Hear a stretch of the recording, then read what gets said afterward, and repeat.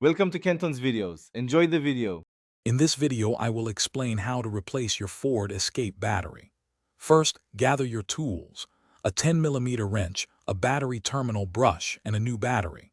Always prioritize safety by ensuring your vehicle is completely off and the parking brake is firmly set.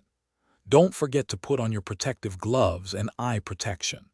These simple steps will help you prepare for a smooth and safe battery replacement process. Now let's disconnect the old battery. You'll typically find the battery under the hood, often on the passenger side of your Ford Escape. Using your 10mm wrench, carefully loosen and remove the negative battery cable first. This is a crucial safety step. Next, disconnect the positive cable. Finally, unfasten any battery hold-down clamps or straps that secure the battery in its tray. This prepares the old battery for removal. With the cables disconnected, it's time to remove the old battery. Be aware that car batteries are quite heavy, often weighing around 30 to 40 pounds, so lift with care.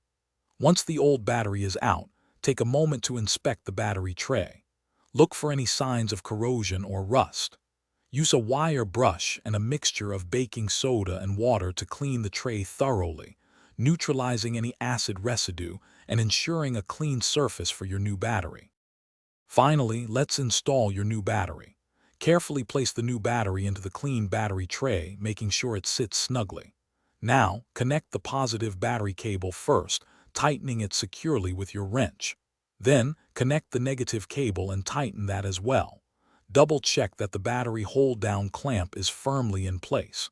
Once everything is connected, start your Ford Escape to confirm the new battery is working correctly. You've successfully replaced your battery. Thanks for watching. Consider subscribing if we helped you.